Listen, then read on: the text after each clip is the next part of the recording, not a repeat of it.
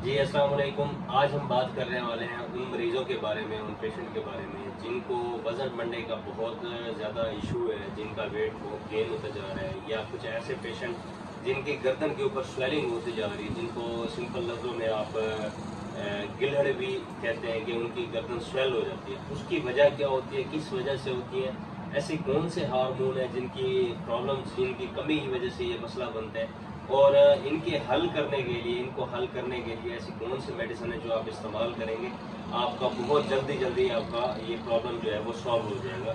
कुछ ऐसी आपको होम्योपैथिक मेडिसिन मैं ज़रूर बताऊंगा।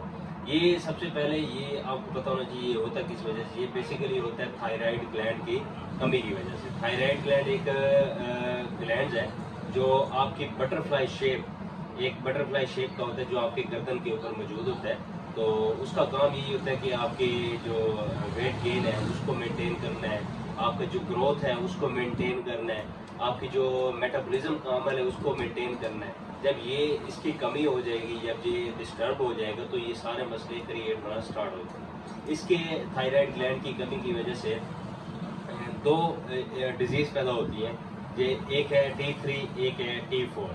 T3 जो जिसको आप हाइपोथायरॉयडिज्म भी कहते हैं, जिसमें थायराइड ग्लैंड की कमी हो जाती है, और एक ऐसा T4 जिसके अंदर थायराइड ग्लैंड की ज़्यादती हो जाती है, उसको आप हाइपरथायरॉयडिज्म कहते हैं। इसके अंदर, दोनों के अंदर आपकी गर्दन की स्वेलिंग बढ़ जाती है, लेकिन इसमें कुछ और सिम्टम जो है वो चेंज हो जाती है। जैसे हाइपोथायरॉयडिज्म है, जिसमें थायराइड ग्लैंड की कमी हो रही है, उसमें बेसिकली आपका वेट बढ़ जाता है। ठीक है, आपको भूख सही तरीके से लगती नहीं है, आपका वेट बढ़ जाता है। उसके अलावा आपका जो हार्ट रेट है वो स्लो हो जाता है, गर्दन के ऊपर स्वेलिंग हो जाती है, और जो पल्पिटेशन है, या आपको घबराहट होने लग जाती है, चक्कर आने लग जाते हैं, या थकावट महसूस होने लग जाती है, तो पसीना बहुत ज़्यादा आने लग जाता है, और सबसे बड़ी रीज़न इसमें कॉन्स्टिपेशन हो जाती है, कब्ज हो जाती है।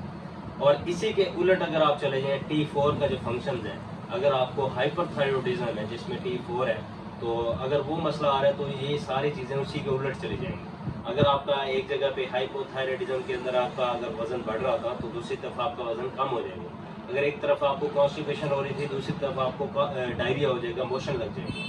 तो ये सिम्टम्स है। अगर एक तरफ आपका हार्ट रेट जो स्लो चल रहा था, दूसरी तरफ आपका हार्ट रेट ज़्यादा बढ़ जाएगा, आपको घबराहट हो जाएगी। तो ये मसले आते हैं, ये T4 और T3 के मसले हैं। और इसके लिए जो है ना, सबसे बेस्ट मेडिसिन है, सबसे बेस्ट मेडिसिन आपको आज मैं बताऊंगा, क्योंकि मेरे पास अल्हम्दुलिल्लाह एक केस है जो सिर्फ और सिर्फ 1.5 महीने के अंदर अल्हम्दुलिल्लाह क्योर हुआ है। और इंशाल्लाह जैसे ही वो नेक्स्ट टाइम आएगा तो मैं उसकी वीडियो भी लाजमी शेयर करूंगा।